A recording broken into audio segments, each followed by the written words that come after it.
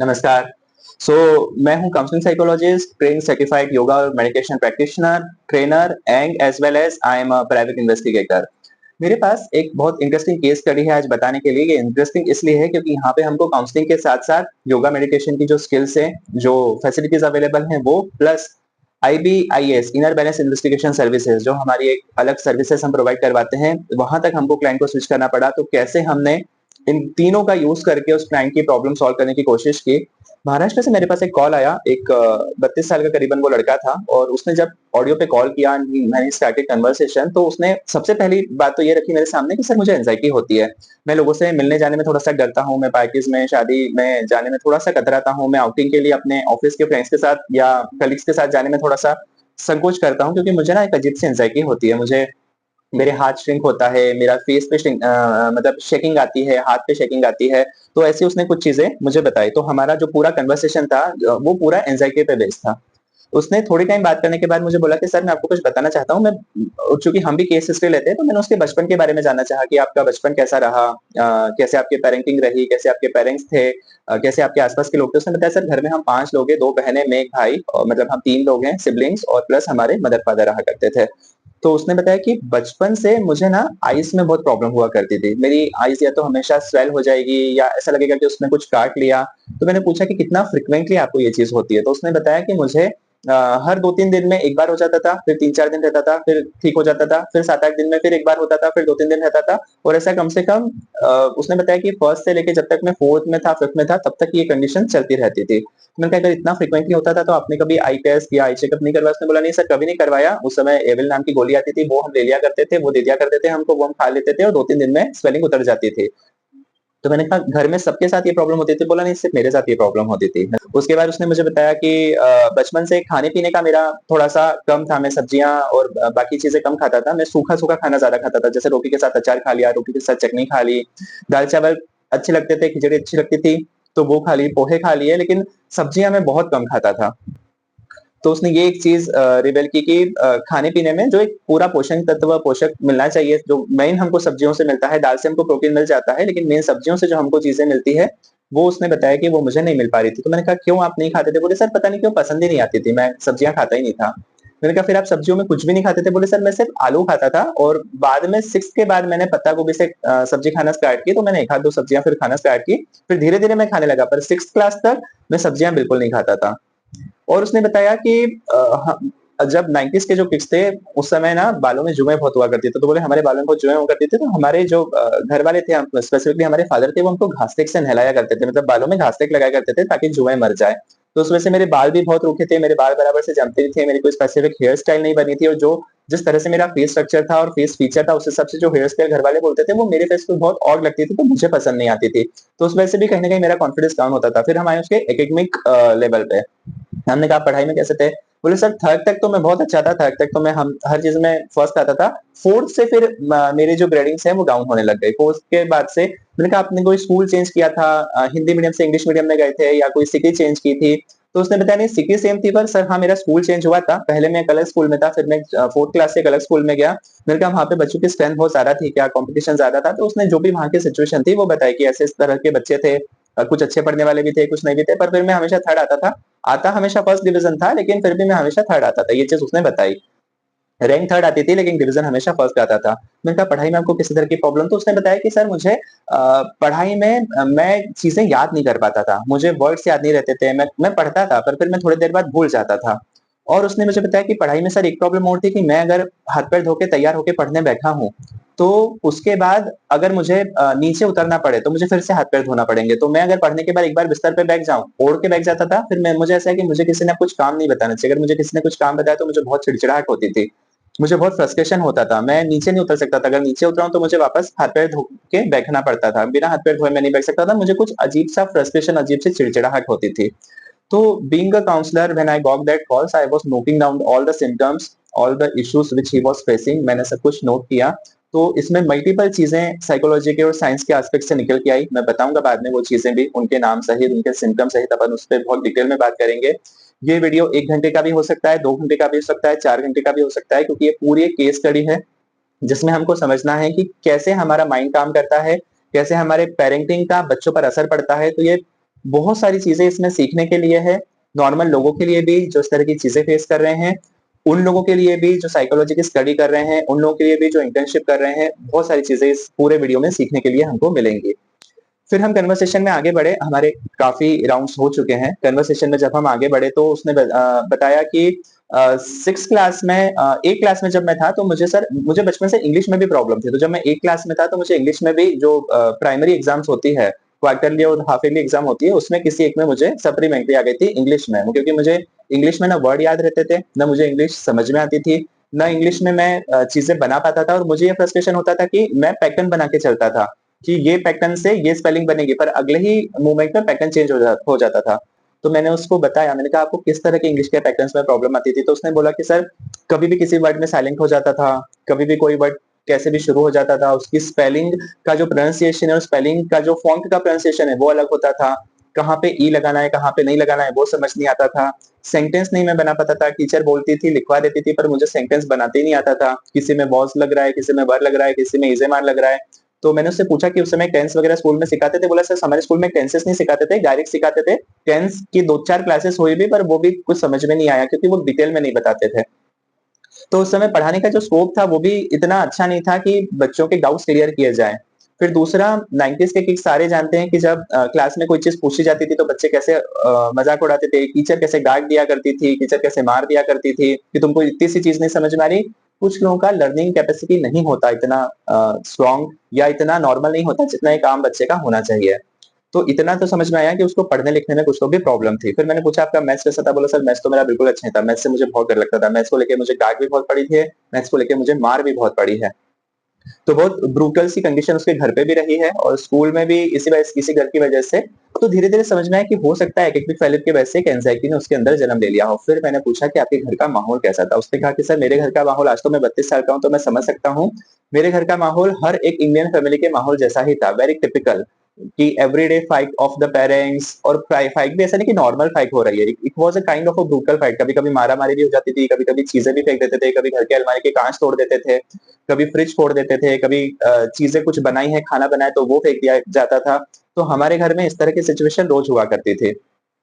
तो मैंने पूछा आप जॉइंट फैमिली में रहते थे या फिर आप इंडिविजुअल आपका फैमिली था? तो उसने बोला कि सर पहले तो मेरी फैमिली इंडिविजुअल थी। मुझे जब से याद है, जब से मुझे अपनी लाइफ याद है बचपन से, फर्स्ट या सेकंड से या केजी से, तब तो हमारी फैमिली इंडिविजुअल रहती थी। बाद में हमारे पापा ने फोर्स कर के हमको बोला कि आप दादा-दादी के यहाँ शिफ्ट हो जाओ। मतलब मम्मी को फोर्स किया कि पूरी फैमिली दादा-दादी के यहाँ शिफ्ट हो जाए, ताकि बच्चों की परवरिश, बच्चों को थोड़ी केयर मिल पाए, उनकी परवरिश अच्छे अच्छे से हो पाए। और उनकी परवरिश अच्छे से करने के कारण जो डिसीजन उस समय लिया गया, that was the worst decision of our life and maybe my mother, कि जब हम वहाँ शिफ्ट हुए तो वहाँ जाके सिचुएशन और बिगड़ने लगी। फिर वहाँ पे हस्बैंड के तो जो परेशानियाँ मेरी माँ को सहना पड़ी वो सहना ही पड़ी, सास-ससुर की भी परेशानियाँ जो सहना पड़ी वो भी वहाँ से स्टार्ट हो गई। तो जॉइंट फैमिली में आने के बाद से घर का वातावरण और ज़्यादा बिगड़ गया। जब बच्चा इन सारी सिचुएशन से गुज़रता है ना, तो एंग्जायटी आना, ओसीडी के लिए अभी तक कोई ऐसा स्पेसिफिकली साइंटिफिक प्रूवन नहीं है, पर ऐसा बोला जाता है कि ये जेनेटिक आती है। तो उनके घरवालों के बारे में भी काफ़ी सारी चीज़ें हमने पता की कि उनका बिहेवियर कैसा है, कैसी उनकी दिनचर्या है, कैसा उनका रहन-सहन है। तो वो भी कुछ ज़्यादा हेल्दी हमको नहीं मिला, ना मदर का मिला, ना फादर का मिला। उसने बताया कि मदर हमेशा से ही बीमार रही है। बीमारी के बाद भी मदर वाज़ इन जॉब। मैंने कहा फादर क्या करते थे? बोले he was in a private job, but काफ़ी लंबे समय से फिर उन्होंने जॉब छोड़ दी थी। तो इतनी चीज़ें जब हमको इतना डेटा मिला और हमने इस पे काम किया, तो किसी पर्सन के एंग्ज़ियस होने के या उसके अंदर एंग्ज़ायटी स्टार्ट होने के सिम्पटम्स या रीज़न्स तो हमको बहुत ईज़िली समझ में आने लग गए। आगे उसने बताया कि सर मुझे ना अकेले रहना ज़्यादा अच्छा लगता है, मुझे लोगों से घुलना-मिलना ज़्यादा पसंद नहीं है, मुझे गुस्सा बहुत जल्दी आता है, मुझे मुझे चीज़ों में इंटरेस्ट कम आता है।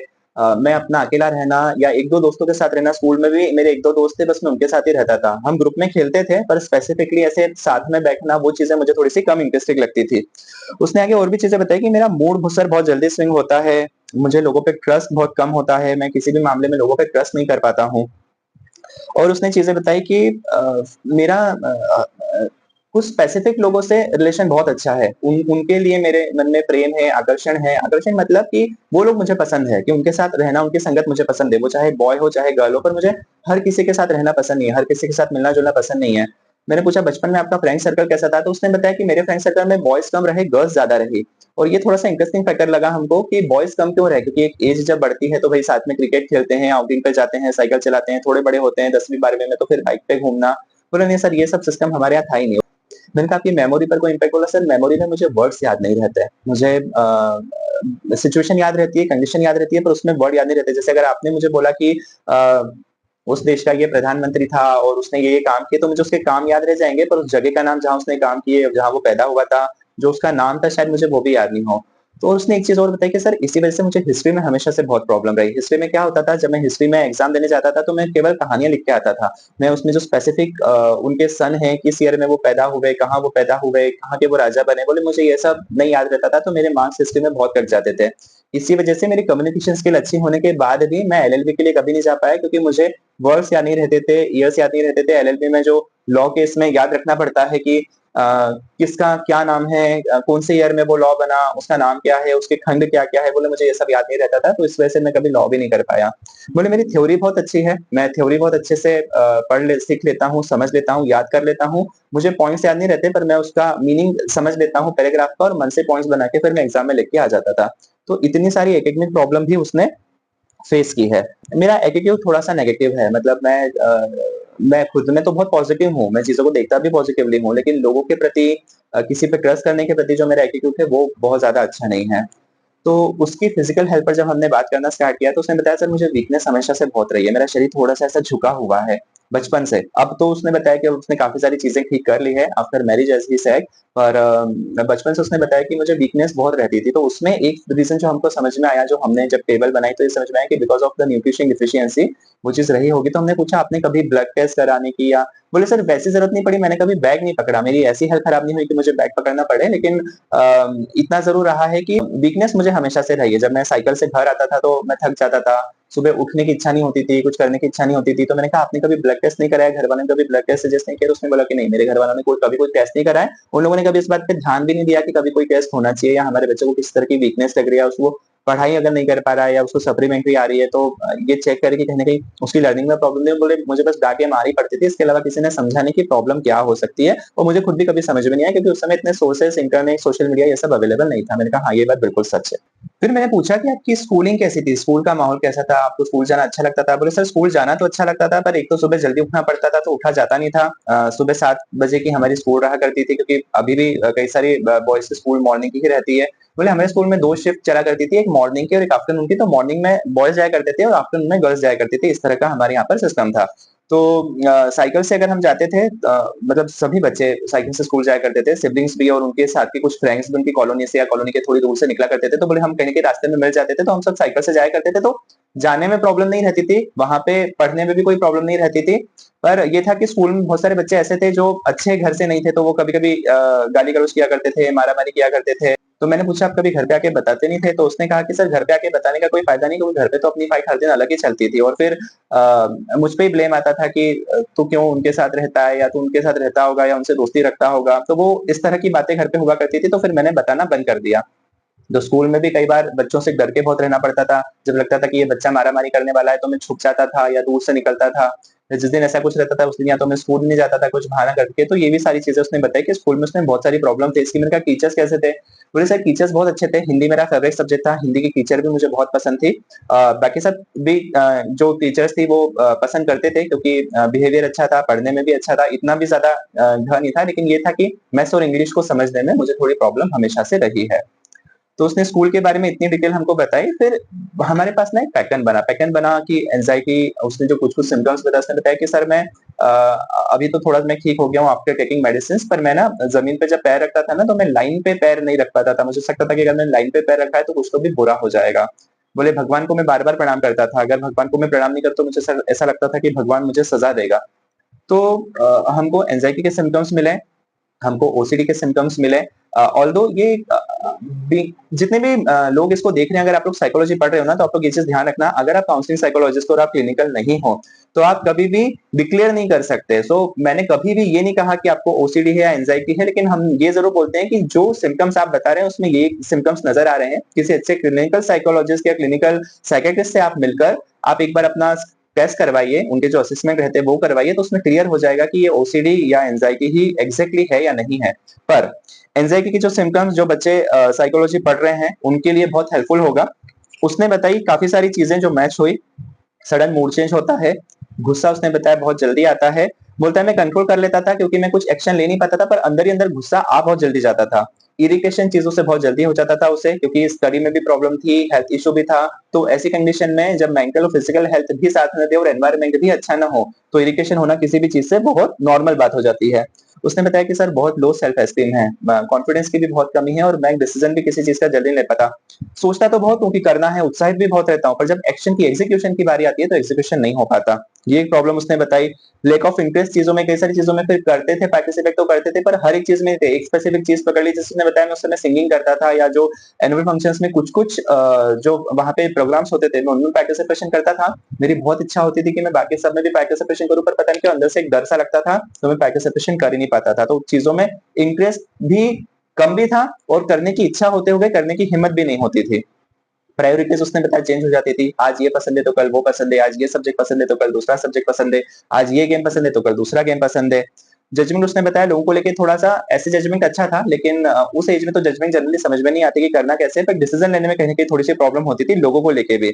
एटीट्यूड उसने बताया लोगों के लिए नेगेटिव होता था। सिचुएशन के लिए तो एटीट्यूड एटीट्यूड अच्छा था, पर लोगों के लिए एटीट्यूड नेगेटिव हो जाता था। डिसऑनेस्टी पर हमने उससे बात की तो उसने कहा कि डिसऑनेस्टी जैसा कुछ नहीं था, जिनके साथ भी मैं था उनके साथ मैं ऑनेस्टली रहता था, कुछ लगता था तो मैं शेयर करता था। उनको, मेरे फ्रेंड्स को, जो स्पेसिफिक मेरे फ्रेंड्स थे उनको अगर कुछ लगता था तो वो मुझसे शेयर करते थे। तो डिसऑनेस्टी वाला भी ऐसा कोई कनेक्शन नहीं था। आज मैरिज भी हुई है तो मैरिज हमारी अच्छी चल रही है। आर्गुमेंट उसने बताया स्टार्ट बहुत जल्दी हो जाता था स्पेसिफिक घर वालों से। जब वो बड़ा हुआ तो घर वालों के साथ आर्गुमेंट बहुत जल्दी स्टार्ट हो जाता था। बाहर वालों के साथ वो अक्सर पोलाइट रहता था, लेकिन कुछ भी अगर ऐसी चीजें जो क्लियरली दिखती थी, उसने बताया कि मुझे अगर अच्छी नहीं लग रही है तो फिर मेरा आर्गुमेंट उनसे बहुत जल्दी स्टार्ट हो जाता था। मेमोरी लॉस उसने बताया कि रेस्टलेस रहती थी, फटीग रहता था, हर दिन थका हुआ महसूस करना।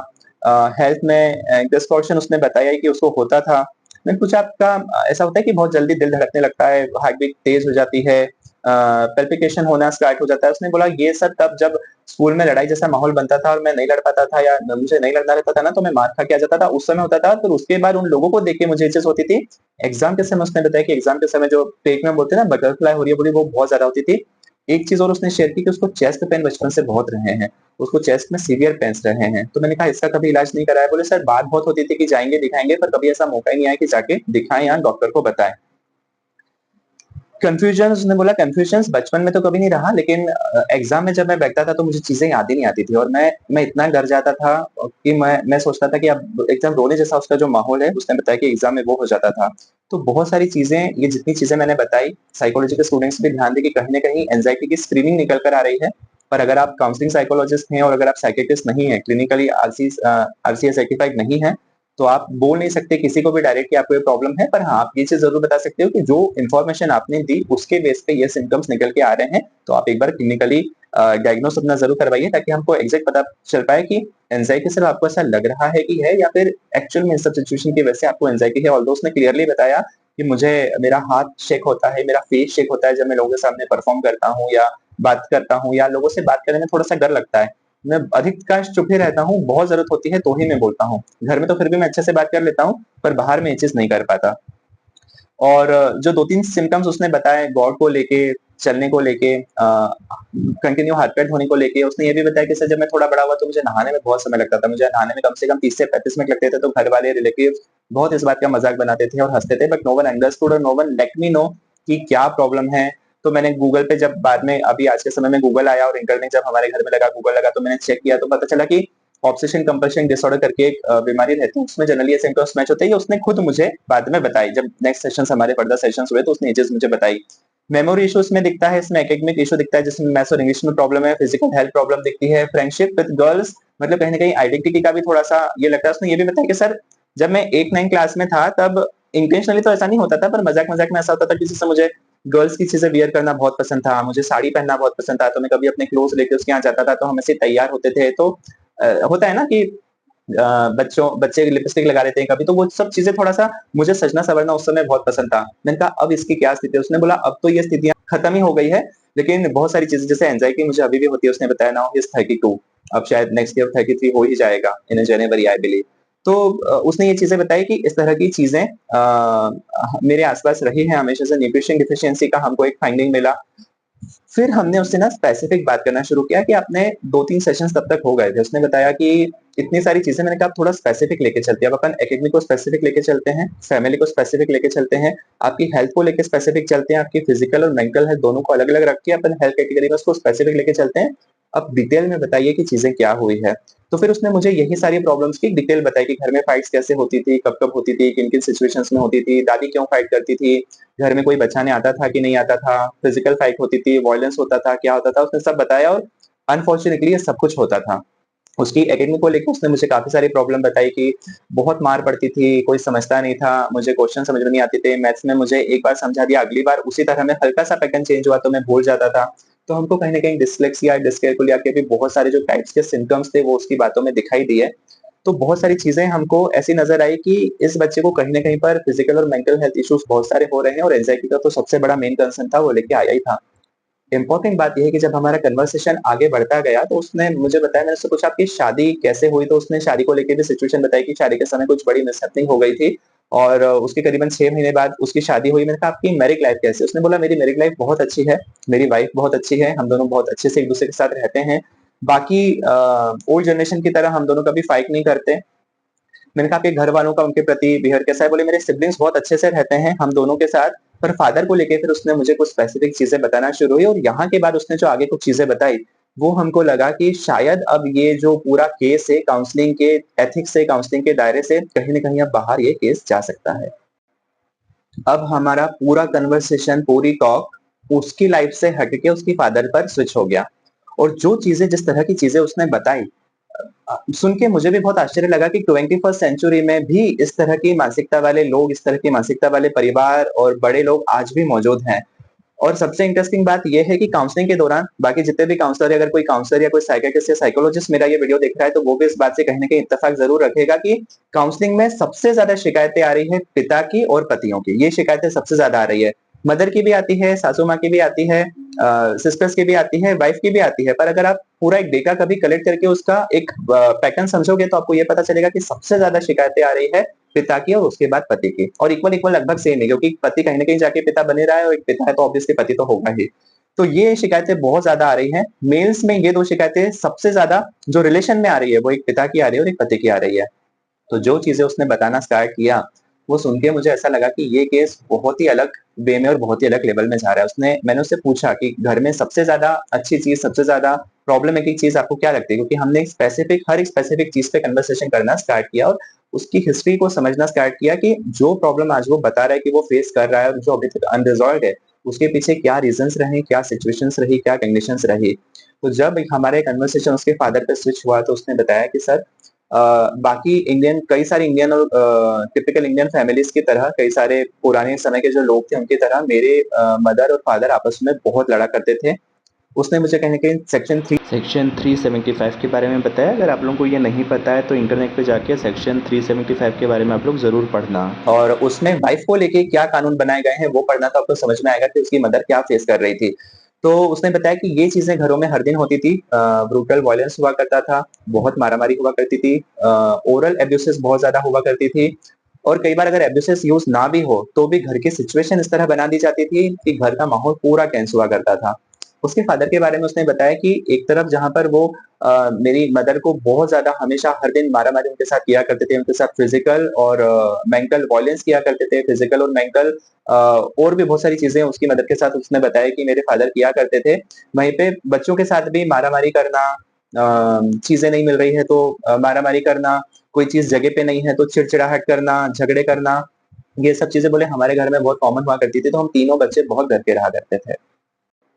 जब उसके कन्वर्सेशन से ये लगा कि वो कुछ उसके मन में ऐसा है जो उसके फैमिली के बारे में, फादर के बारे में वो बहुत ज़्यादा डिटेल में डिस्कस करना चाहता है, तो हमने उस पर बात करना शुरू किया क्योंकि वो बाकी सब चीज़ों को लेके इतना कंसर्न नहीं था, कुछ चीज़ें शायद ऐसा लगा उसके कन्वर्सेशन से कि वो बताना चाहता है।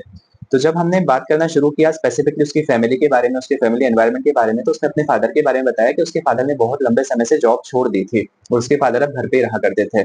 उसने ये भी बताया कि सर मेरे फादर ऐसे नॉर्मली सबसे अच्छे से बात करते थे, सबके साथ उनका व्यवहार बहुत अच्छा था, पर कुछ स्पेसिफिक कंडीशंस में उनके भाई-बहनों के साथ, मतलब उनके उसके फादर के भाई-बहनों के साथ बोले कभी-कभी झगड़े हो जाते थे। तो उसने बताया कि उसकी जो बड़ी बुआ थी, उनके बेटे जब भी घर पे आते थे, तो जैसे ही वो गेट के पास आके खड़े होते थे, तो बहुत ज़ोर-ज़ोर से चिल्लाते थे। वो पड़ोस में किसी से मिलने आते थे क्योंकि उनके कई सारे रिलेटिव्स पड़ोस में रहते थे, तो बोले उनसे मिलने आते थे। उनके सिबलिंग से जब फादर के सिबलिंग से जब वो मिलने आते थे, तो बोले बहुत ज़ोर-ज़ोर से अब्यूज़ करना, चिल्लाना। बोले हम कभी समझ ही नहीं पाए कि इन लोगों के बीच में प्रॉब्लम क्या रही है। तो इस तरह की चीज़ें बहुत हुई है।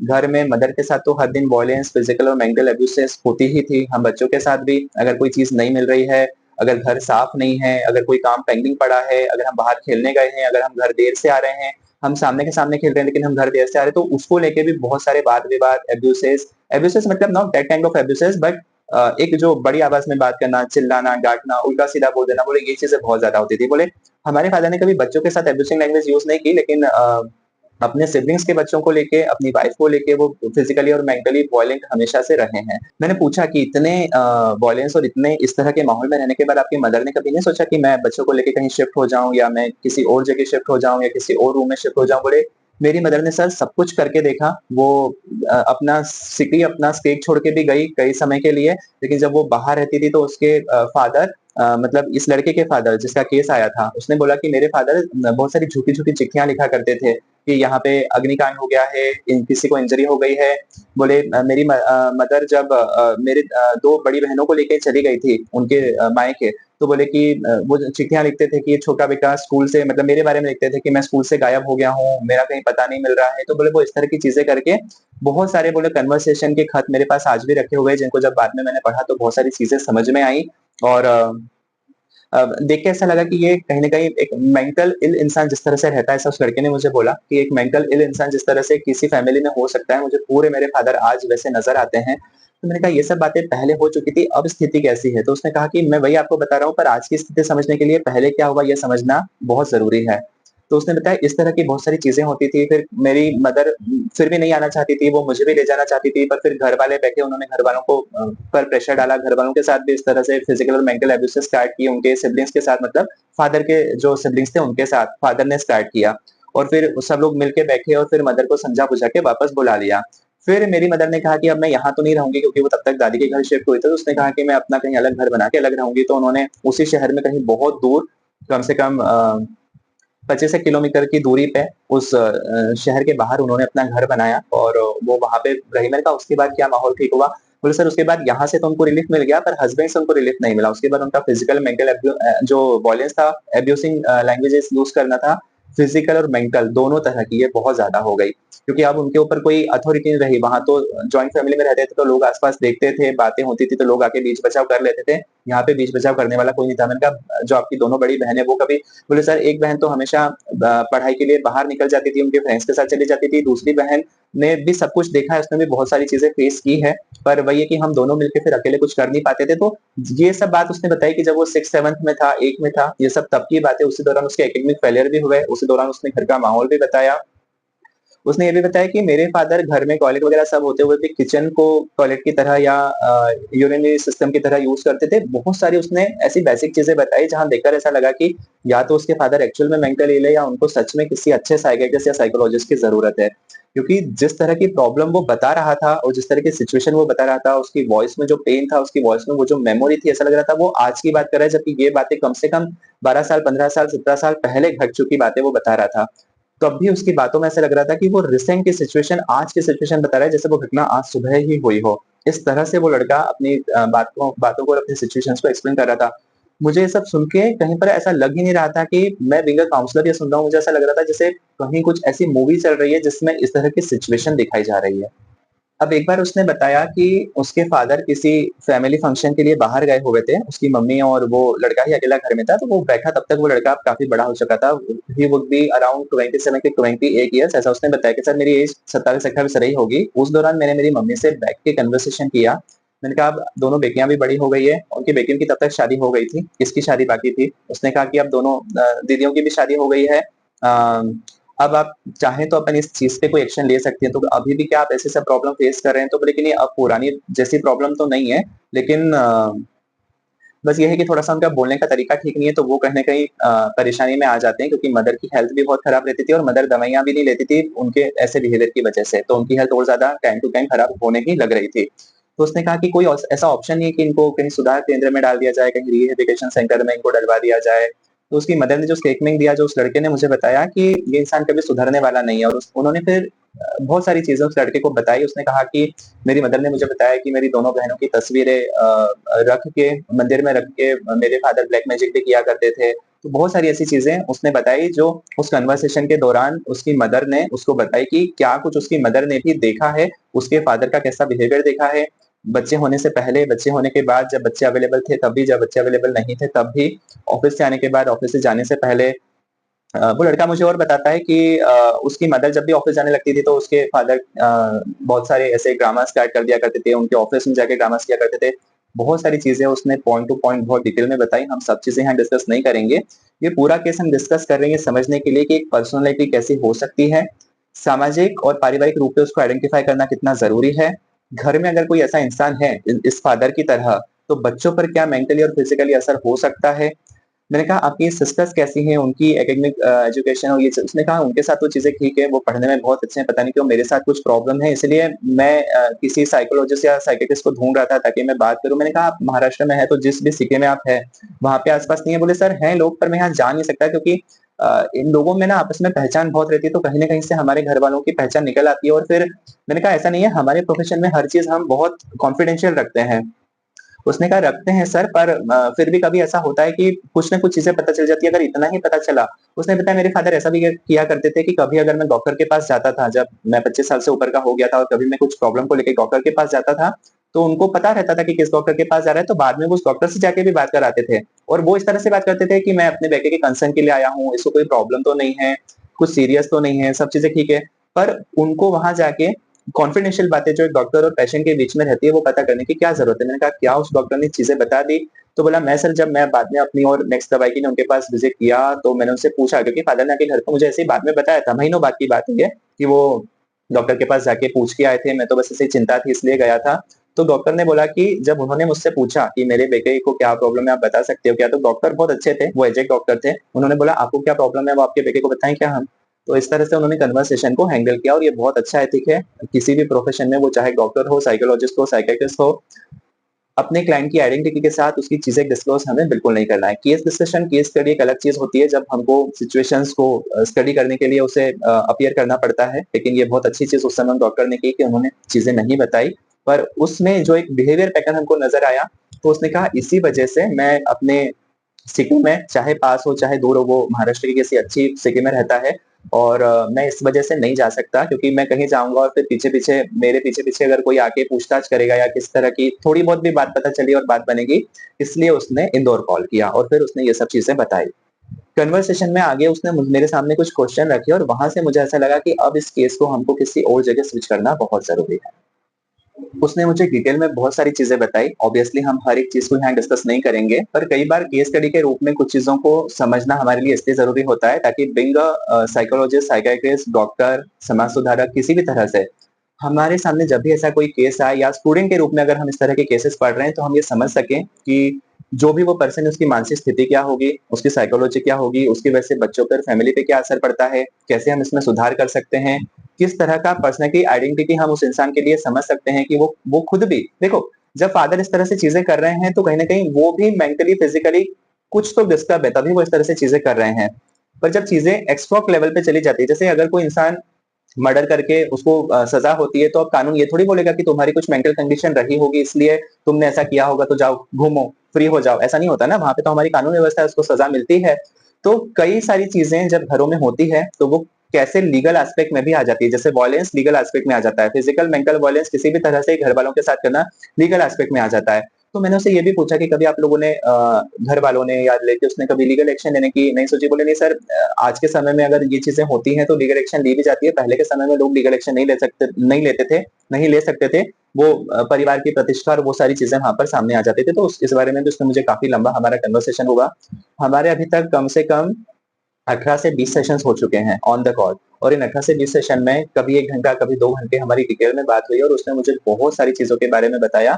पर ये जो पर्सनैलिटी ट्रेट्स निकल के आए उसके फादर की, वो जो ये लड़का फेस कर रहा था जो आज 32 साल का है, तो इस बारे में समझना बहुत जरूरी था कि कैसे इसका सॉल्यूशन निकाला जाए। तो जब आगे उससे मेरी बात हुई और उसने कहा कि सर मुझे कुछ चीजें बतानी है, और उसने बताया कि सर उसने मुझसे क्वेश्चन पूछा कि सर आप ब्लैक मैजिक और इन चीजों को मानते हैं क्या? अब जो भी साइकोलॉजी के स्टूडेंट्स ये वीडियो देख रहे हैं वो एक चीज हमेशा ध्यान रखें, बीइंग अ ह्यूमन हमें ये हमेशा ध्यान रखना है कि हम कभी भी किसी भी चीज को सामने वाले को हम उसको ये नहीं बता सकते कि ये चीज नहीं होती है, ये चीज काम नहीं करती है, तुम गलत सोच रहे हो, इस तरह के वर्ड हम यूज करके उसकी बात को काट नहीं सकते। तो मैंने उससे कहा कि ब्लैक मैजिक के बारे में मैं क्या सोचता हूँ या मेरी क्या राय है ये अभी इतना इंपॉर्टेंट नहीं है, आप इस बारे में क्या राय रखते हैं, क्या ऐसा कुछ हुआ है? तो उसने बताया कि मेरी मदर ने मुझे बताया था जब कि मेरी दीदियों के फोटोज मंदिर में रख के वो ब्लैक मैजिक किया करते थे। तो मुझे सर ऐसा लगता है मेरे साथ ये जो बचपन से प्रॉब्लम हो रही है ना, कहीं न कहीं किसी ने कुछ करवाया है और मुझे ऐसा लगता है मेरे फादर ने शायद कुछ तो भी चीज़ें मेरे साथ करके रखी है। तो फिर मैंने उससे डिटेल में पूछा कि आपको ऐसा क्यों लगता है? क्या आपको ऐसे कोई सिम्पटम्स नज़र आ रहे हैं? क्या आपको ऐसे कोई पैटर्न नज़र आ रहा है? क्या कंटिन्यूएशन में ऐसी कोई चीज़ नज़र आई है? साथ में मैंने उसको ये भी बताया कि देखो, ब्लैक मैजिक एक तरह से हमारे ट्रेडिशन में और हमारी चीज़ों में एक मान्यताओं के रूप में ज़रूर है, पर आज तक इसका कोई साइंटिफिक एविडेंस अवेलेबल नहीं है। आज तक कंडीशंस दिखाकर ऐसी कोई सर्वे नहीं हुआ, ऐसा कोई टेस्टिंग नहीं हुई, ऐसा कोई प्रैक्टिकल नहीं हुआ जहाँ पे ये बता दिया जा सके कि ये चीज़ें साइंटिफिकली प्रूव हो चुकी है। तो उसने कहा सर साइंटिफिक प्रूफ नहीं है इसका क्या मतलब? मैंने कहा देखो साइंस 3 तरह के चीज़ों को मानता है और उसके बेस पे अपनी इन्वेस्टिगेशन या अपनी चीज़ें, अपनी थ्योरी रखता है। सबसे पहला, हर वो चीज़ जिसके बारे में साइंस बात कर रहा है वो मेज़रेबल होनी चाहिए। क्या ब्लैक मैजिक को किसी भी तरह से मेज़र किया जा सकता है? किसी भी इकाई में उसको रखा जा सकता है? नहीं रखा जा सकता। दूसरा, साइंस बोलती है कि चीज़ें रिपिटेशन में भी वही रिजल्ट देना चाहिए। अगर आज मैं कहता हूँ कि भाई ठंडा पानी से नहाने से मुझे सर्दी हो जाती है, अगर ये मैं स्टेटमेंट देता हूँ, तो साइंस बोलेगी ठीक है, आप हर दिन ठंडे पानी से नहाइए या वीकली हर हर वीक ठंडे पानी से नहाइए, फिर हमको ये बताइए कि क्या हर वीक आप बीमार हो रहे हैं? कहने का मतलब ये सिर्फ एक एग्जांपल है, पर किसी भी तरह से साइंस चीज़ों को रिपीटेडली टेस्ट करती है। वही की वही चीज़ बार-बार उसी कंडीशन में अप्लाई की जाती है। और तीसरा, कंडीशन स्पेसिफिक होना चाहिए। ऐसा नहीं कि आज कोई चीज़ इंदौर में है, कोई है तो बीमार हो रहा है, फिर कोई अगर गोवा जा रहा है तो ठीक हो जा रहा है, या कोई नल के ठंडे पानी से नहा रहा है तो बीमार हो जा रहा है और शावर के ठंडे पानी से नहा रहा है, क्योंकि पानी तो वही है ना। तो कहने का सिर्फ ये एग्जांपल है समझाने के लिए कि साइंस बोलती है चीज़ मेज़रेबल होना चाहिए, साइंस बोलती है चीज़ें स्पेसिफिक कंडीशन में होना चाहिए और साइंस ये भी बोलता है कि चीज़ें रिपीटेड होना चाहिए। अगर रिपीटेड चीज़ें रिजल्ट दे रही है तो साइंस मानता है कि हाँ यार ये चीज़ ऐसी होती होगी। ब्लैक मैजिक को लेके आज तक कोई भी इससे रियल एविडेंस अवेलेबल नहीं है। तो ब्लैक मैजिक पे कौन-सा इंसान आपके आस-पास, आपके फ्रेंड्स, इवन आपके काउंसलर, साइकोलॉजिस्ट क्या राय रखते हैं, वो इतना इम्पोर्टेंट नहीं है। इम्पोर्टेंट ये है कि आप इस बारे में क्या मानते हैं? क्योंकि कई बार हम जो चीज़ मान के बैठ जाते हैं, हमको चीज़ें वैसे ही दिखने लगती है। तो उसने कहा, "हाँ सर, ये बात तो मैं भी एग्री करता हूँ क्योंकि अब चैटजीपीटी और एआई का और इन चीज़ों का समय है, तो मैं चैटजीपीटी पे बहुत सारी चीज़ें सर्च करता हूँ, उस बारे में पता करता हूँ, अपनी कंडीशंस के बारे में पता करता हूँ और इंटरनेट से बहुत सारा सपोर्ट लेके अपनी कंडीशंस को साइकियाट्रिस्ट को।" उसने बताया कि एक बार किसी से उसने पहले बात की थी फ़ोन पर किसी दूसरी सिटी में, तो थोड़ा बहुत उसको पता चला कि उसके जो सिम्पटम्स है वो कहीं ओसीडी से मिलते हैं। फिर उसने ओसीडी के बारे में सर्च किया तो उसके मैक्सिमम सिम्पटम्स जो थे बायोलॉजिकली, जो उसका बिहेवियर था वो ओसीडी से मिलता हुआ नज़र आया। तो हमारी बात ना जब ये 18 से 20 सेशन हुए तो कई बार बहुत टुकड़ों-टुकड़ों में उसने चीज़ें बताई, पर उस सबका हमने एक पिक्चर बनाया और उस पिक्चर में हमने ये समझने की कोशिश की कि इसके फादर को क्या प्रॉब्लम हो सकती है और इस लड़के को किस तरह की परेशानी लड़का भी फेस कर रहा है, कुछ तो चीज़ें उसने हमको डायरेक्ट बताई। तो जब कन्वर्सेशन आगे बढ़ा हमारा तो उसने मुझसे पूछा कि आप इस तरह की कुछ चीज़ें हैं मैं शेयर कर सकता हूँ क्या? मैंने कहा अगर आपको ऐसे कुछ सिम्पटम्स लग रहे हैं तो आप बता सकते हो, तो अपन फाइंड आउट करेंगे कि एग्ज़ैक्ट चीज़ें क्या हैं। फिर उसने मुझे बहुत सारी चीज़ें बताई जो उसको लगता है कि उसके फादर ने की है। उसने उसकी कंडीशन के बारे में, घर की कंडीशन के बारे में, चीज़ों के बारे में उसने बहुत सारी चीज़ें बताई। तो यहाँ पर मुझे ऐसा लगा, मैंने उससे कहा कि आप एक काम करिए, because I am a private investigator also, इस चीज़ पे अपन और थोड़ा डिटेल में डेप्थ में बात करते हैं। कुछ ऐसी चीज़ें हैं जो मैं स्पेसिफिक प्रोफ़ेशन में रह के शायद आपकी क्वेरीज़ को रिज़ॉल्व नहीं कर पाऊँगा, तो अपन कुछ अनदर सेटअप में बात करते हैं और फिर कम से कम 2-3 हफ्ते बाद हमारा फिर कॉल कनेक्ट हुआ और फिर उसने मुझे हर एक चीज़ डिटेल में बताना स्टार्ट की। यहाँ पर अब मैं उसको सुन रहा था एज़ अ प्राइवेट इन्वेस्टिगेटर, तो उसने बोला कि हाँ सर, मुझे कुछ चीज़ें उसने बोला भी था कन्वर्सेशन के दौरान कि सर, अगर कहीं से कोई पर्सन इस बारे में डिटेल में चीज़ें पता कर पाए, तो मेरे लिए ये चीज़ बहुत आसान हो जाएगी कि मैं चीज़ों की तह तक पहुँच पाऊँगा, मैं अपनी क्वेरीज़ भी रिज़ॉल्व कर पाऊँगा, मैं ये भी समझ पाऊँगा कि जो मैं सोच रहा हूँ वो सही है या नहीं है, और मैं कंडीशंस को बेटर करने के लिए अपने और अपने फादर की कंडीशंस को बेटर करने के लिए शायद कोई सही और एथिकल कदम भी उठा पाऊँगा जो मुझे लगता है कि मुझे लेना चाहिए। मैंने कहा बिल्कुल ठीक है। तो अब जब हमारा कन्वर्सेशन शुरू हुआ तो now I was listening him as a private investigator, क्योंकि तब तक जो चीज़ें थी वो हमारी बातें काफ़ी हो चुकी थी। मैंने उसको कुछ सॉल्यूशन भी बताए। मैंने उसको कुछ योगा एक्सरसाइज, ब्रीदिंग एक्सरसाइज भी बताई and he had started working on that. उसने बताया कि सर चीजें बात करने के बाद चूंकि मेरे मन की सारी चीजें निकल गई तो अब बेटर भी हो रही है, और जो आपने कुछ थेरेपीज दी हैं, कुछ एक्सरसाइज दी हैं, कुछ योगा और मेडिटेशन एक्सरसाइज दी हैं, वो भी मैं रेगुलर कर रहा हूँ। कभी कभी बीच में मिस हो जाता है पर मैं रेगुलर कर रहा हूँ, तो वो चीजें बहुत अच्छी हो रही हैं। सॉरी, एक कॉल आ गया था तो मुझे वो वाला जो हमारा वीडियो का सेशन था वो मुझे डिस्कनेक्ट करना पड़ा। सो इस लड़के से काउंसलिंग को लेके उसको जो बताई गई चीजें थी, एक्सरसाइज थी, थेरेपिस्ट थी, उनको लेके तो हमारा अलग से बात हो ही रहा था। वो चाहता था कि वो एज अ प्राइवेट इन्वेस्टिगेटर भी मुझसे बात करे। उसने कहीं गूगल से नंबर निकाला था, फिर मेरी प्रोफाइल और इंस्टाग्राम विजिट किया, वहां से उसने डिटेल चेक की। उसको काफी रिलेवेंस लगा, जो प्रॉब्लम वो फेस कर रहा है उसको सारी चीजें एक जगह ऐसा लगा कि शायद मेरी प्रॉब्लम का मुझे सॉल्यूशन मिल पाए, तो उसने फिर कांटेक्ट किया था और फिर हमारा कन्वर्सेशन स्टार्ट हुआ, सेशन स्टार्ट हुए, और उसको अब बहुत अच्छा लग भी रहा है क्योंकि उसने हर उस चीज पे काम किया। ये भी बहुत इंपॉर्टेंट है कि जब भी कोई साइकोलॉजिस्ट, साइकियाट्रिस्ट आपको थेरेपीज दे, अगर कोई साइकियाट्रिस्ट मेडिसिन आपको रेफर करता है आपकी सिचुएशन के हिसाब से, तो आप वो चीजें लें, वो कोर्स पूरा करें, अपना काउंसलिंग का कोर्स पूरा करें। जब आपको ऐसा लगे कि अब चीजें पूरी तरह से ठीक है, उसके बाद फिर आप उसके लिए एक फॉर्मल टर्मिनेशन कर सकते हैं उन सेशंस के लिए, तो वो चीज आप जरूर कर सकते हैं। अब मैं इसको सुन रहा था एज अ प्राइवेट इन्वेस्टिगेटर, तो अब इसने मुझे डिटेल में चीजें बताना स्टार्ट की। उसने बहुत सारी बातें बताई, हम हर चीज डिस्कस नहीं करेंगे, पर मेन जो उसका कंसर्न था, और ये चीज मैं इसलिए भी इस केस को डिस्कस कर रहा हूँ कि बहुत सारे मिथ हमारे समाज में आज भी है, आज के लोगों में भी है। ये बात बिल्कुल सच है कि बहुत सारी चीजें साइंटिफिकली प्रूवन नहीं है, पर उसके पीछे भी कुछ ऐसे लॉजिकल और वैलिड पॉइंट्स हैं जिनको हम नजरअंदाज नहीं कर सकते। तो वो सारी चीजें हम इस केस को समझने के लिए, ह्यूमन बिहेवियर को समझने के लिए, किसी इंसान का के आसपास की जो सिचुएशन रहती है उसका उस इंसान पे क्या असर पड़ता है, उसकी मेंटलिटी पे क्या असर पड़ता है, जो लोग ऐसा कर रहे हैं और जो लोग ऐसा सह रहे हैं, उन दोनों की आपस की मेंटल सिचुएशन, उन दोनों की इंडिविजुअली मेंटल सिचुएशन कैसी हो सकती है, ये सब कुछ हमको कई सारे जब हम केसेस डिस्कस करते हैं तो हमको समझ में आता है। तो उसने बताया कि एक कन्वर्सेशन के दौरान उसकी मदर ने जब रिवील किया कि उसके सिस्टर्स की फोटो रख के उसके फादर बहुत सारी चीजें किया करते थे मंदिर में रख के, जो भी उनको जो भी चीजें उन्होंने भगवान जाने कहाँ से सीखी, उसने बताया मुझे आज तक नहीं पता चला कि उनको पता कैसे चला, या उस समय की कुछ किताबें पढ़ के वो किया करते थे। पर इस सारी सिचुएशन में एक चीज जो निकल के आई वो ये आई कि जब इंसान खाली रहता है, जब उसके पास करने को कोई स्पेसिफिक काम नहीं है, जब लाइफ का कोई गोल नहीं है, तो उसका बहुत सारा ध्यान नेगेटिव चीजों की ओर आकर्षित होता है। ये एक पॉइंट हम दोनों ने डिस्कशन करके कंक्लूजन पे हम पहुंचे उसके फादर के लिए, जो उसके फादर का पर्सनैलिटी का एक एनालिसिस था, उसमें हमने कंक्लूजन पे यहाँ पहुंचे। दूसरा फिर उसने आगे और भी चीजें बताई। मैंने उससे पूछा कि आपकी मैरिज कैसी थी, आपकी मैरिज के बाद सिचुएशन कैसी है, तो उसने कहा कि सर मैरिज से कुछ महीनों पहले मेरी मदर तो she was passed away because of health issues. फिर उसने मुझे सिलसिलेवार चीजें बताई कि कैसे कैसे चीजें उसको अब समझ में आ रही है, जो वो चाहता था कि वो किसी से डिस्कस करे और वो इस बारे में हेल्प ले। तो अब उसके माइंड में बहुत सारी चीजें थी, बहुत सारे कंसर्न्स थे, मेजर और मल्टीपल कंसर्न्स लेकर वो आया था। वो ये भी चाहता था कि वो काउंसलर से बात करे, वो ये भी चाहता था कि वो प्राइवेट इन्वेस्टिगेटर से बात करे। बीच में मेडिटेशन, योगा की भी हमने उसको बहुत सारी चीजें बताई। तो हमने कहा एक काम करते हैं, अपन स्टेप बाय स्टेप चीजों पे काम करते हैं, तो how we sort it out things, अपन उस पर अब बात करते हैं। सबसे पहले हमने कहा अपन एक एक करके आपके एक एक इशू लेते हैं, उन इश्यूज पर फिर मैंने उनको चीजें बताई कि आप क्या रिजोल्वमेंट उसका ले सकते हो, कैसी चीज उसको ठीक कर सकते हो, क्या क्या उसमें इंप्रूवमेंट ला सकते हो, क्योंकि अपने को इतने सारे इश्यूज है तो अपन सब पे एक साथ काम कर सकते हैं।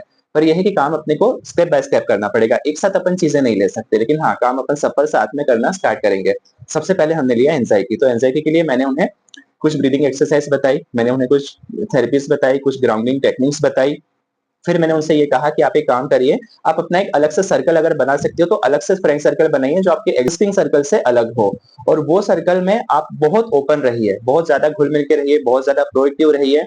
और मैंने उनसे कहा कि आप अकेले मॉल जाइए, अकेले भीड़ भाड़ वाली जगह पे जाइए, वहां पर लोगों से बात करिए, जानबूझ के जाके बात करिए कि ये शॉप कहाँ पर है, ये जगह कहाँ पर है। आप ऐसा दिखाने की कोशिश कर सकते हैं वहां पर कि आप इस सिटी से हैं नहीं, तो आप उनसे चीजें पूछिए, उनसे बात करिए, क्योंकि उसको यही प्रॉब्लम थी कि सोशली वो लोगों से इंटरेक्ट नहीं हो पा रहा था, उसको बात करने में ही डर लग रहा था। तो उसने ये बात करना स्टार्ट किया, और ग्रेजुअली जब उसने बहुत सारी चीजों पर अप्लाई करना अपनी लाइफ में शुरू किया, उसको एंजाइटी में बहुत रिलीफ मिली।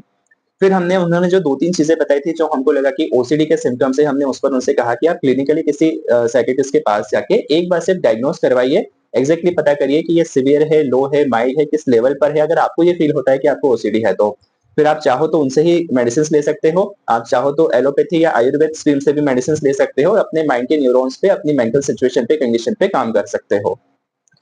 उनकी जो एक था कि उनको गर्ल्स बनने में थोड़ा-सा वो एक जब स्कूल समय में थे तो लगता था कि मैं गर्ल्स की चीज़ें वियर करूँ, ड्रेसअप करूँ। मैंने पूछा अब वो स्टेज कैसी है? बोला नहीं सर टाइम के साथ वो सब चीज़ें हो गई। तो मैंने कहा कभी-कभी कुछ ऐज के साथ हार्मोनल इम्बैलेंस भी होता है, हार्मोनल इश्यूज़ भी रहते हैं। उस वजह से भी ये चीज़ें आ सकती है। मैं समझ सकता हूँ कि उस समय किसी ने आपकी स्थिति समझी नहीं, लोगों ने उसका एडवांटेजेस लिया, मज़ाक उड़ाया, उसमें आपको सपोर्ट किया और आपको एनकरेज किया, जो शायद नहीं करना चाहिए था।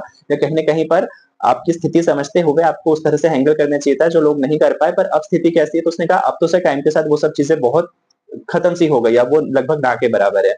मैंने पूछा आपकी मैथ्स और इंग्लिश की प्रॉब्लम कैसी है? उसने कहा कि सर चूँकि मैं स्पिरिचुअलिटी से एक समय थोड़ा जुड़ा हुआ था, तो मुझे ऐसा काफ़ी लगा कि मेरे अंदर एकेडमिक काफ़ी चेंजेज़ आए, तो इंग्लिश मेरी बहुत अच्छी हो गई। मैथ्स अभी भी मेरा कमज़ोर है, मुझे थोड़ा डर लगता है मैथ्स में और मैथ्स अभी मैं बहुत हद तक नहीं कर पाता, बिना कैलकुलेटर के मैं कैलकुलेशन नहीं कर पाता। पर इतना है कि मेरा माइंड अच्छा चलता है, तो मैं चीज़ें हैंडल कर लेता हूँ, लाइफ़ में कहीं रुकावट नहीं आ रही है।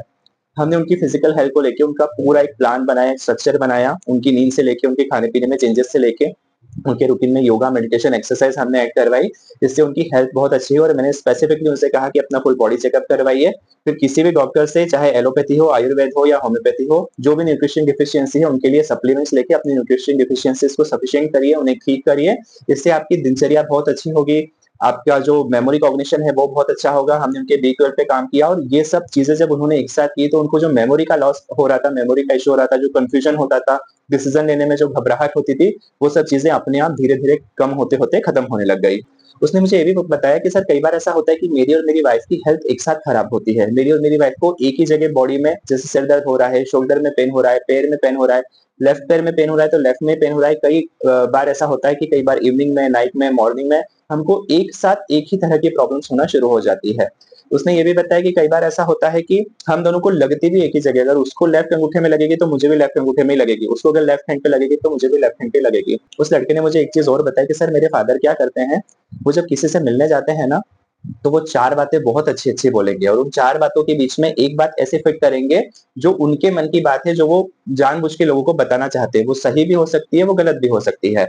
और वो उसको इतना बना के बताएँगे कि सामने वाले के माइंड में वो बात ज़रूर डाल देंगे और कई बार उसने मुझे बताया कि मेरे लिए, मेरी वाइफ़ के लिए, इवन मेरी दोनों बहनों के लिए, इवन मेरी मम्मी के एंड पे कुछ रिलेटिव्स के लिए, आपस में एक-दूसरे से कुछ न कुछ ऐसी बातें ये बता के रखते हैं जो सही नहीं होती है, पर वो इस तरह से बताते हैं, इस तरह से वो अपना इम्पैक्ट बनाते हैं उस कम्युनिकेशन का कि सामने वाला उनकी बातों में आ जाता है और उसको वो बातें सच लगने लगती है। लेकिन ग्रेजुअली जब हमने चीज़ें पता करने की कोशिश की तो हमको पता चला कि वो चीज़ें नहीं है। उसने बताया कि सर एक बार ऐसा हुआ कि मेरे फादर ने मेरे किसी रिलेटिव को कॉल किया और उनको बोला कि आप मत आना, हमारे यहाँ फंक्शन नहीं हो रहा है, जबकि दूसरे दिन हमारे यहाँ फंक्शन था और उन्होंने बोला कि आप मत आना। अब ये चीज़ मेरी वाइफ ने सुन ली, तो उसने मुझे बताया कि उन्होंने उनको दो मना बोल दिया कि हमारे यहाँ कोई फंक्शन नहीं हो रहा है, आप मत आना। और जब इन्होंने पूछा अपने फादर से कि आपने उनको ऐसा क्यों बोला? तो उन्होंने बोला कि नहीं मैंने तो ऐसा कुछ नहीं बोला, आप उनको फ़ोन करके पूछ लो। फिर जब उनको कॉल करके पूछा तो उन्होंने बोला कि नहीं हमारी तो ऐसी कोई बात नहीं हुई। Now the husband miss this person was very confused कि ये चीज़ कैसे हो सकती है कि वाइफ बोल रही है कि मेरे सामने उन्होंने बात की और वो भी बोल रहे हैं सामने वाला कि नहीं मुझे तो ऐसा कोई कॉल नहीं आया, मैं तो कल आने वाला हूँ आपके फंक्शन में और फादर भी बोल रहे हैं मैंने कोई कॉल नहीं किया। पर हुआ ये कि पास वाला जो घर था वहाँ पर एक्चुअली उनके यहाँ पे कैमराज़ लगे हुए थे। उनके यहाँ जो कैमराज़ लगे थे उस कैमराज़ का जब हमने एक्सेस मंगवाया, चूँकि वाइफ ने बताया कि वो आँगन में बात कर रहे थे तो पास वालों के कैमरे से हमने कुछ बात करके उसका एक्सेस लिया उनके घर के पास में और उसमें जब हमने रिकॉर्डिंग चेक की क्योंकि वो एक जो नॉर्मल चिप वाला कैमरा आता है वो था तो उसमें कहीं न कहीं वॉइस भी रिकॉर्ड होती थी। तो उस वॉइस में क्लियर ये पता चला कि उन्होंने इस तरह से बोला है। तो उन्होंने क्या किया था, उन्होंने फ़ोन करके एक्टिंग की कि मैं सामने वाले को ऐसा बोल रहा हूँ जानबूझ के वाइफ़ को परेशान करने के लिए। इसकी जो लड़का था इसकी वाइफ़ को परेशान करने के लिए, अपनी बहू को परेशान करने के लिए और एक मिसअंडरस्टैंडिंग पैदा करने के लिए कि देखो तुम्हारी बहू झूठ बोलती है। अगर उस दिन उस कैमरे का एक्सेस नहीं मिलता, तो फिर वो सारा ब्लेम उस लड़के की वाइफ़ पर आता, उनकी बहू पर आता। बट चूँकि वो एविडेंस अवेलेबल था, तो ये चीज़ उसने मुझे जब ये इंसिडेंट बताया कि सर ऐसा एक्चुअल में हुआ है, ये चीज़ हमने हमारे घर पे भी रिपोर्ट की है। अगर उस दिन हमारे पास कैमरे का एविडेंस नहीं होता, तो मेरी वाइफ़ झूठी साबित होती और फिर उस झूठ के बेस पे मेरे फादर पता नहीं कितनी और कहानियाँ बना के उसके और हम दोनों के अगेंस्ट सोसाइटी में और रिलेटिव्स में वो फैलाते। अब वो फिर से सब जगहों से घूम के वो फिर से ब्लैक मैजिक वाले ही कंसर्न पे आ रहे थे क्योंकि इस समय वो बातें उनके दिमाग में बैठी हुई थी कि कहीं न कहीं ब्लैक मैजिक हो रहा है या उनके फादर करवा रहे हैं और इसी वजह से उनकी लाइफ़ में इतनी सारी प्रॉब्लम्स और जो एक डाउन आया है, डाउनफॉल आया है उनकी लाइफ़ में वो इस वजह से शुरू हुआ है। मैंने ना कहीं पर एक ओशो की कहानी सुनी थी, किसी वीडियो में मैंने देखी थी और उस कहानी में ऐसा था कि एक बार एक ओशो के पास एक वाइफ़ अपने हस्बैंड को लेके आती है और कहती है कि इनको लगता है कि इनके अंदर मक्खी घुस गई है। और हमने बहुत सारे डॉक्टर्स को भी दिखाया, इनके सारे मेडिकल चेकअप्स हो गए, पर एक मक्खी कहीं नहीं मिली। डॉक्टर्स ने भी इनको बोला कि मक्खी कहीं पर नहीं है, पर ये मानने को तैयार नहीं है। ये कहते हैं कि मेरे अंदर मक्खी घुसी हुई है, वो कभी कान में बसती है, कभी नाक में घुस जाती है, कभी बॉडी के अलग-अलग हिस्से में वो मक्खी घूमती रहती है और इनको ऐसा फील होता है कि इनके अंदर एक मक्खी घुस गई है। तो ओशो ने उनकी पत्नी को कुछ चीज़ें समझाई, उन्होंने उनको कुछ चीज़ें बताई कि ऐसा-ऐसा, और फिर उनको बोला ठीक है, आप को मेरे पास यहाँ पर लेके आइए, और उस आदमी को लेकर उस आदमी को बोला कि आप आँखें बंद कर लीजिए। उस आदमी ने आँखें बंद की और ओशो ने उनको बोला कि जब तक मैं पूरी प्रोसेस कंप्लीट नहीं करता, तब तक आप अपनी आँखें बिल्कुल मत खोलना। तो उन्होंने उनसे पूछना शुरू किया कि कहाँ-कहाँ पर आपको अभी वो मक्खी फील हो रही है, कहाँ जा रही है? तो बोली अब मेरे हाथ पे जा रही है, अब मेरे पैर पे जा रही है, अब मेरे पेट में मुझे ऐसा लग रहा है, अब मेरे कान में ऐसा लग रहा है, मेरे सिर में चढ़ रही है एक बार वो। तो ऐसा करते-करते उन्होंने बोला कि अब आपको कहाँ लग रहा है? तो बोला मेरे गले में लग रहा है। बोले बहुत अच्छा, तो अब एक काम करिए, आप मुँह खोलिए। उसने जब मुँह खोलने की आँखें बंद करते हुए एक्शन की, तो बोला अरे ये मक्खी बाहर आ गई, ऐसा ओशो ने बोला। ओशो ने जब बोला कि मक्खी बाहर आ गई, अब ओशो को ये तो पता था कि कोई मक्खी नहीं है, वो मक्खी उनके दिमाग में बैठी हुई है। वो मक्खी कहीं पर नहीं है, तो उन्होंने उसकी वाइफ को बोला कि यार मुझे मक्खी कहीं से तो ढूँढ के लानी पड़ेगी। तो वो कहीं भाग के गए, वो वहाँ से एक डिब्बी लेके आए, उस डिब्बे में आस-पास देखा कहीं पर मक्खी हो, तो उस मक्खी को बंद किया, फिर अब उसको बोला कि आँखें खोलो, देखो, बोला तुम्हारे मुँह से निकल के वो मक्खी इस डिब्बे में आ गई है और अब ये तुम्हारे शरीर में से निकल गई है। उस मोमेंट के बाद उसको कभी ये फील नहीं हुआ कि उसके माइंड में मक्खी है। तो यहाँ पर एक चीज़ जो जनरली लोग ये इस बात से लगाते हैं कि हमारा माइंड भी बहुत सारी चीज़ों का विचार करता है और वो वैसी चीज़ें बना लेता है, इसलिए हमको वो चीज़ें दिखती है। उस इंसान में ही गलती थी, वो इंसान ही सोच रहा था, सच में मक्खी नहीं थी, ये बात सच है। पर लोग ये देखना भूल जाते हैं कि ओशो ने उस सिचुएशन को किस तरह से हैंडल किया। कभी-कभी इंसान जो चीज़ फ़ील करता है, महसूस करता है, हमको उसे वो बताना ज़रूरी रहता है कि हाँ, शायद ऐसा है, लेकिन अब ये चीज़ पूरी तरह से खत्म हो गई। जैसे आपने भूल-भुलैया मूवी देखी होगी, सबसे पहला पार्ट विद्या बालन वाला, जिसमें वो मंजुलिका बन जाती है, उसकी भी लगभग स्थिति ऐसी ही थी। उसको ये उस प्रोसेस से अक्षय कुमार ने गुज़ारा जहाँ पे वो खुद ये फ़ील करे, बायोलॉजिकली, मेंटली, फिज़िकली खुद ये फ़ील करे कि मैंने कुछ ऐसा किया है जो मैं समय से करना चाहती हूँ, और उसके बाद अब वो चीज़ अब पहले से बेहतर हो गई है, मैं अब वो चीज़ फ़ील नहीं करती, तो मैं अब ठीक हो चुकी हूँ। तो ये पूरी प्रोसेस अगर आपको मेरी इस बात को समझना है, तो आप ये कहानी देख सकते हैं यूट्यूब पे जाके और इस मूवी को एक बार देख सकते हैं। कभी-कभी हमको पेशेंट को, क्लाइंट को उस प्रोसेस से गुज़ारना पड़ता है जिस स्थिति में एक्चुअल में उसका माइंड है। तो जब उसने मुझे फिर से ब्लैक मैजिक वाले कंसर्न पे ले आया, क्योंकि इस समय उसका मेन कंसर्न वही था कि सर कुछ तो भी ऐसा हो रहा है जिस वज़ह से मेरी लाइफ़ में ऐसा हो रहा है। तो मैंने उससे कहा आप एक काम करिए, जितनी भी चीज़ें आपने बताई, आप सबसे पहले आप चीज़ों को लिखना शुरू करिए, आप उनका ट्रैक रिकॉर्ड रखना शुरू करिए। किस-किस दिन आपको आपकी वाइफ़ को पेन होता है, कहाँ-कहाँ पर पेन होता है, क्या एक ही जगह पेन होता है? फिर आप ये भी देखिए कि क्या, जैसे कई बार ऐसा होता है कि अगर आप दोनों एक ही गाड़ी में, एक ही बस में सफ़र कर रहे हैं और अगर बस में एक ही रूट से जा रहे हो, डस्के लग रहे, तो हो सकता है पेन एक ही जगह हो। घर पे अगर हैं तो आपने क्या मिलके कोई साफ-सफाई की थी, उतार-चढ़ाव का काम किया था कि एक ही जगह पेन हो? क्या कोइंसिडेंटली ऐसा हुआ था कि आप गार्डनिंग कर रहे थे और आपकी वाइफ किचन में खाना बना रही थी और दोनों अपने धुन में थे, तो उनको एक ही जगह या हाथ में लग गई हो, भले ही लगी अलग-अलग जगह हो। तो ये सब चीज़ें आप नोट करिए। जब आप नोट करके एक डेटाबेस कलेक्ट करेंगे 3 महीने, 6 महीने का, तो आपको ये पता चलेगा कि एग्ज़ैक्टली सच में हो भी रहा है कि सिर्फ़ हमारा ही दिमाग ये चीज़ बना रहा है। तो उनको ये बात बहुत लॉजिकल और वैलिड लगी। उन्होंने कहा, "हाँ सर, मुझे अभी तक सिर्फ़ लगता था, लेकिन मैंने कभी चीज़ों को लिखा नहीं।" तो मैंने कहा, "अब आप लिखना शुरू करिए, right everything, whatever is happening with you in a day, कुछ भी आपको अलग सा लगता है, एब्नॉर्मल सा लगता है, तो आप उसको लिखिए। और दोनों के लिए लिखी है। फिर मैंने उसे कहा आप रिपिटेशन चेक करिए कि चीज़ें कितनी बार रिपीट हो रही है, कितनी बार आप लोगों का मूड स्विंग हो रहा है फ्रीक्वेंटली, कितनी बार आप लोग इंजर्ड हो रहे हो फ्रीक्वेंटली, कितनी बार आप लोगों के बनते हुए काम बिगड़ रहे हैं फ्रीक्वेंटली, उनमें फ्रीक्वेंसी कितनी ज़्यादा है, कितना रिपिटेशन आ रहा है, ये चीज़ आप ज़रूर नोट करिए। अगर आपके पैटर्न में कहीं आपको ऐसा लगता है कि रिपिटेशन नहीं हो रहा है, सिर्फ हमको ऐसा लग रहा है कि रिपिटेशन हो रहा है, एक बार कभी 3 महीना पहले हुई, फिर 8 महीने बाद हुई, तो लाइफ में ये चीज़ें आना ऑब्वियस है। अगर फ्रीक्वेंटली हो रहा है कि हर 2 हफ्ते बाद हो रहा है, हर 2 महीने बाद ही हो रहा है, हर 2 साल के बाद ही हो रहा है, अगर इस तरह का पैटर्न नज़र आता है, तो फिर अपन इस बारे में विचार कर सकते हैं या फिर आगे सोच सकते हैं। मैंने उनको एक सजेशन और दिया कि आप अपने घर में कैमरास लगवा लीजिए सब जगह, ताकि जो जिस तरह के कंसर्न्स आपने बताए कि कुछ चीज़ें पानी में मिलाई गई या कुछ इंसिडेंट आपके साथ जो ऐसे हुए जिनसे आपकी जान पर बनाई थी और आपको मेजर हेल्थ इम्पैक्ट हुआ कि लंबे का समय के लिए आपको बेड पर रहना पड़ा। सो जब आप कैमरास लगवाएँगे तो आप ऐसी कई सारी एक्टिविटीज़ और चीज़ों को ट्रैक कर पाएँगे और उस ट्रैक रिकॉर्ड अपने पास आप रख पाएँगे। जैसे कैमरे वाला जो एक इंसिडेंट उन्होंने बताया कि वो हुआ था। मैंने उनसे कहा कि अगर आप कर सको, पॉसिबल हो, तो अपने घर में डॉग पाल लीजिए। अगर आप घर में डॉग पाल लेते हैं तो नेगेटिव वाइब्रेशन, नेगेटिव फ्रीक्वेंसीज़ को एनिमल्स बहुत जल्दी भाँप जाते हैं। ये कहीं न कहीं साइंस भी बोलता है कि एनिमल्स को जैसे भूकंप आने से पहले डॉग्स को पहले से ही पता चल जाता है कि भूकंप आने वाला है। कैसे पता चलता है? They have that instinct, they have that power given by the nature, given by the God. तो अगर आपको लगता है कि आपके आस-पास कोई नेगेटिव एनर्जी काम कर रही है, तो आपके डॉग उसको भाँप जाएगा और कहीं न कहीं वो उसके पास एक ये भी पावर है स्पिरिचुअल एस्पेक्ट से अगर हम बात करें कि वो उसको खत्म कर सकता है। मैंने उससे पूछा आप हॉरर मूवी देखते हो? बोला हाँ सर, कभी-कभी देखता हूँ, कुछ-कुछ हॉरर मूवीज़ देखता हूँ, जनरली शौक नहीं है हॉरर मूवीज़ देखने का, पर कभी-कभी देखता हूँ। मैंने कहा उसके बाद आपको डर लगता है? बोला नहीं सर, मुझे डर बिल्कुल नहीं लगता। मैंने कहा कभी भी डर लगता है? बोला सर ऐसा होता है कि हॉरर मूवी अगर कभी देखी है और उसके 2 महीने बाद मुझे अकेले रहना पड़े कहीं पर घर पे, तो फिर रात में थोड़ा-सा इम्पैक्ट आता है, क्योंकि वो मूवी की बातें और चीज़ें याद आती है, ऐसा लगता है कोई है। मैंने कहा ब्लैक मैजिक भी बिल्कुल ऐसा ही है। आपने इतने सारे वीडियोज़ देखे, आपने इतने सारे वीडियोज़ सुने, इतनी सारी स्टडी की उसके बारे में, इस वजह से आपको वो चीज़ इम्पैक्ट कर रही है और वो चीज़ आपके माइंड में कहीं न कहीं बैठ गई है। पर फिर भी मैं ये नहीं कहूँगा कि वो है कि नहीं है, पर ये चीज़ आप जो मैंने आपको प्रोसेस बताया उसके थ्रू आप खुद पता करिए। फिर चूँकि मेरा एक चैनल और है जहाँ पर मैं मेडिटेशन सिखाता हूँ, मैं 1 ऑवर बिना आँखें खोले ध्यान कैसे करना है, उस प्रैक्टिस में कैसे बैठना है, इस पर मैं सिखा रहा हूँ। इस पे मैं ऑफलाइन यहाँ पर अभी क्लासेस भी ले रहा हूँ, सुबह 7:30 से 8:30 और रात को 9 से 10 इंदौर में जहाँ पर मेरा सेंटर है। मैंने उनसे कहा कि अगर आप स्पिरिचुअली इन्वॉल्व आप उसने बताया था कि स्पिरिचुअली वो काफ़ी चीज़ों में इन्वॉल्व है, तो फिर मैंने उसको कहा कि अगर आप चाहो तो हनुमान चालीसा, गायत्री मंत्र, इस तरह की चीज़ें भी अपने डेली रूटीन में आप इन्वॉल्व कर सकते हो, आई मीन इनबिल्ट कर सकते हो। जब आप ये चीज़ डेली इनबिल्ट रखोगे, तो धीरे-धीरे आपका ऑरा पॉजिटिव बनेगा, तो इस तरह की कोई भी चीज़ें आपको इम्पैक्ट नहीं कर पाएगी। अब ये सब सुनने के बाद उसको बहुत रिलीफ मिला। और बाद में जब उसने कुछ समय बाद मुझे बताया कि वो सारी चीज़ों पर एक साथ काम कर रहा है, तो उसने मुझे बताया कि इन सब चीज़ों का इम्पैक्ट भी बहुत अच्छा पड़ रहा है उसकी लाइफ़ पर, पॉज़िटिव पड़ रहा है।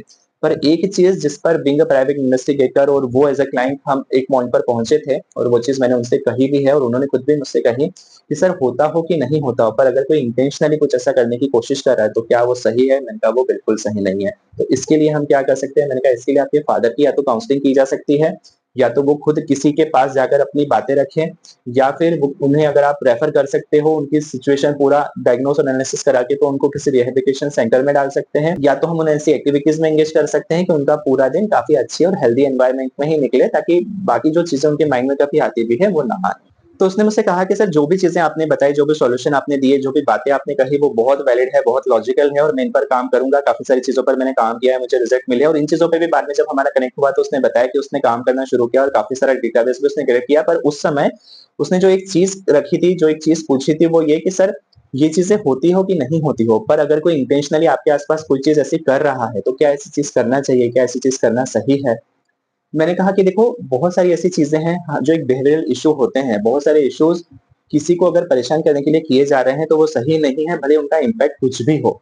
जैसे फॉर एग्ज़ाम्पल मैं अभी यहाँ पर वीडियो बना रहा हूँ, इस वीडियो को जब मैं बना रहा हूँ, अब कोई मेरे पीछे से आके ऐसे कर रहा है, कोई मेरे आगे सामने हाथ करके ऐसे कर रहा है, कोई सामने बैठा है और वो ऐसे कुछ हवा में कर रहा है, भले कुछ भी उसका इम्पैक्ट नहीं है, but somewhere being a human वो चीज़ मुझे या किसी को भी इम्पैक्ट ज़रूर करेगी।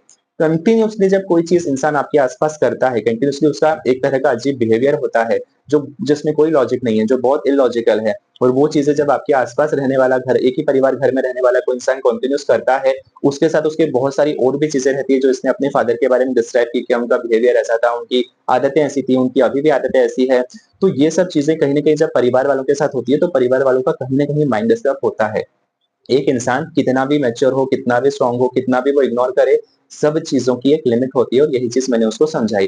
मैंने कहा इस बेस पे अगर इस ग्राउंड पर आप देखोगे, इस लॉजिक से आप देखोगे तो यकीनन आपके फादर जो कुछ कर रहे हैं वो सही नहीं है। तो उसने पूछा सर इसका सॉल्यूशन क्या है? मैंने कहा इसका एक ही सॉल्यूशन है कि आप पहले सब कुछ कलेक्ट करके अपनी फैमिली से बात करिए, उनके सामने डेटा रखिए, उनसे टॉक करिए। आपकी फैमिली का भी एक्सपीरियंस काफ़ी रहा है और चीज़ें अगर अभी भी वैसी है कि नेचर में अभी भी कोई चेंजेस नहीं है, तो आपके फादर से क्लियर इस बारे में बात करना बहुत इम्पोर्टेंट है। उस बात में कंक्लूज़न निकलना चाहिए। अब या तो आप उनको कंटिन्यू लाइफ टाइम के लिए ऐसी एक्टिविटी में इन्वॉल्व कर दें जहाँ पर वो हेल्दी एनवायरनमेंट में रहे, या फिर अगर आप चाहें तो फैमिली के साथ बात करके उनको किसी रिहैबिलिटेशन सेंटर में भी डाल सकते हैं। तो पहले समझना पड़ेगा कि एक्चुअल में ये प्रॉब्लम उनके साथ हो रही है तो क्यों हो रही है, कहीं न कहीं उसकी भी मेंटालिटी हमको समझना पड़ेगी, लेकिन अगर ज़रूरी है तो हमको एक्शन लेना पड़ेगा। तो आप अपने फादर की काउंसलिंग करवा सकते हो, आप उनका असेसमेंट करवा सकते हो, आप रिहैबिलिटेशन सेंटर कोई आस-पास हो तो एक बार वहाँ ले जाके कंसल्टेशन कर सकते हो।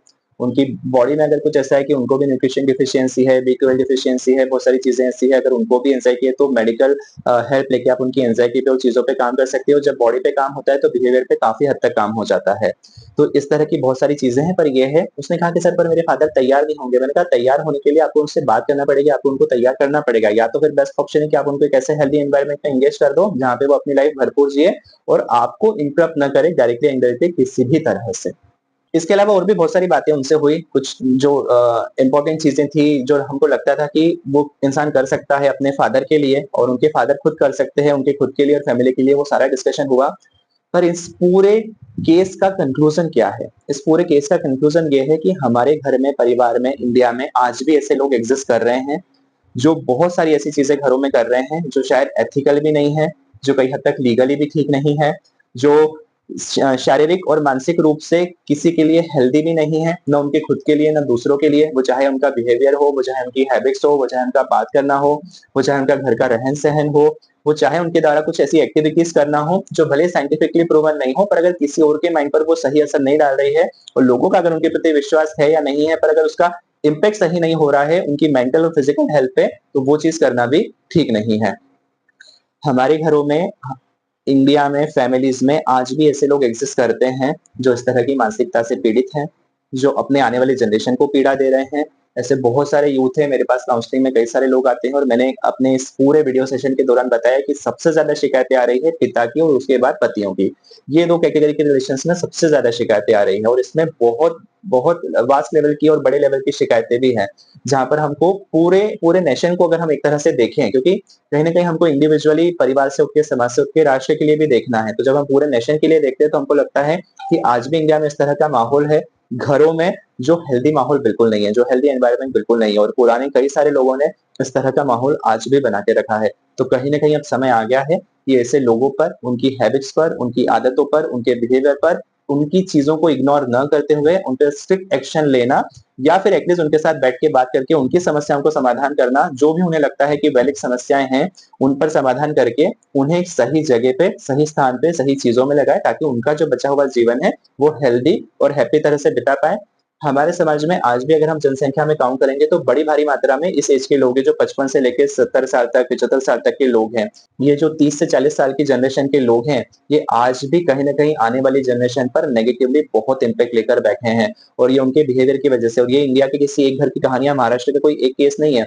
इस तरह की बहुत सारी चीज़ें हमारे इंडिया में हो रही है।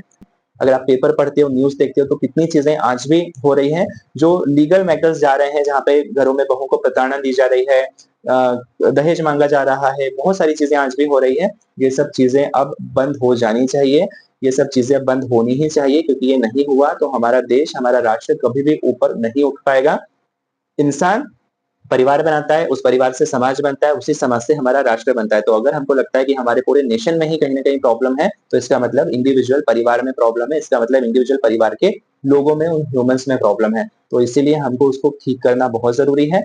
काउंसलिंग, साइकियाट्रिस्ट के पास जाना, अपने मेडिकल चेकअप्स करवाना, अपनी हेल्थ का ध्यान रखना, अपने बिहेवियर को ट्रैक करना, ये सब आप अपनी इम्पोर्टेंट डेली चेकलिस्ट में ऐड कर लीजिए। इसको अपना डेली रूटीन और अपना एथिक बना लीजिए कि मैं अपनी हेल्थ पर, चाहे वो मेरी फिजिकल हो, चाहे वो मेरी मेंटल हो, मैं उस पे पूरी तरह से ध्यान दूँगा। मेरे परिवार में अगर कोई ऐसा है जिसकी मेंटल या फिजिकल हेल्थ उसके बिहेवियर की वजह से, उसकी हैबिट्स की वजह से मुझे लगता है ठीक नहीं है, तो मैं उस पर काम करूँगा, उसे इग्नोर नहीं करूँगा। हमारे यहाँ पे आज अगर 40 साल, 50 साल तक एक इंसान इसी तरह की चीज़ें कर पाता है, तो उसके पीछे एक सबसे बड़ा रीज़न है इग्नोरेंस। हमने हमेशा चीज़ों को इग्नोर करने की प्रोसीजर को अपनाया है। वो कर रहा है, करने दो, तुम अपना काम करो। वो कर रहा है, करने दो, तुम अपनी लाइफ ठीक करो। वो कर रहा है, करने दो, तुम अपनी लाइफ में कुछ बन जाओ। पर बनने के बाद भी हम देखते हैं कि लोगों को फिर भी शांति नहीं होती है क्योंकि उन्हीं लोगों के बीच में उन्हें रहना पड़ता है। इसलिए इस पूरी केस स्टडी में हमको सीखने के लिए ये है कि हम इग्नोरेंस की प्रवृत्ति को अब छोड़ दें, हम एक्शन ओरिएंटेड बने, हम एक्शन लें चीज़ों पे, जहाँ पे रिपोर्ट आती है घर में, फैमिली में, परिवार में कि ये चीज़ गलत हो रही है, उसका एनालिसिस करें, उसकी खुद से जाँच-पड़ताल करें, उसका इन्वेस्टिगेशन करें, सपोर्टिंग एविडेंस जो भी मिलते हैं उन्हें जुटाएँ और अगर एविडेंस के बेस पर कोई बात कर रहा है तो फिर वहाँ पे स्ट्रिक्ट एक्शन लेना ज़रूरी है। वो चाहे आपको सुधार के क्षेत्र से लेनी हो, चाहे आपको लीगल एक्शन लेनी हो, पर मेरा ऐसा कहना है कि अगर परिवारों में ऐसी कोई भी चीज़ें होती हैं, जो किसी को मेंटली या फिजिकली लॉन्ग टर्म तक नुकसान पहुँचा रही है, वो बहुत लंबे समय से हो रही है, तो उस पे अब समय आ गया है कि स्ट्रिक्ट एक्शन होना बहुत ज़रूरी है, बिना इग्नोरेंस किए। और इसमें समाज क्या बोलेगा, लोग क्या बोलेंगे, इसकी चिंता नहीं करनी है। चिंता करनी है उस जीव की, उसके जान की, क्योंकि कभी-कभी चलते-चलते एक समय के बाद मेंटल सिचुएशन किसी की ऐसी हो जाती है और इसी वजह से हमको सुसाइड के इतने केसेस देखने को मिलते हैं। या फिर लोगों के परिवार टूट जाते हैं या फिर उनके बच्चों में एंग्ज़ायटी जैसी चीज़ें जन्म होने लग जाती है। तो अब समय आ गया है कि समय रहते अगर ऐसा कोई भी इंसिडेंट कभी भी कहीं पे रिपोर्ट होता है, तो हम उस पे immediately bring up family, strict action लें और जो भी उसके लिए सही कदम हमको महसूस होता है कि हमको लेना चाहिए, हम वो कदम लेके उस सिचुएशन को परमानेंटली रिज़ॉल्व करें। थैंक यू सो मच, बने रहिए मेरे साथ। Subscribe and follow. Have a great time. Bye bye. Take care.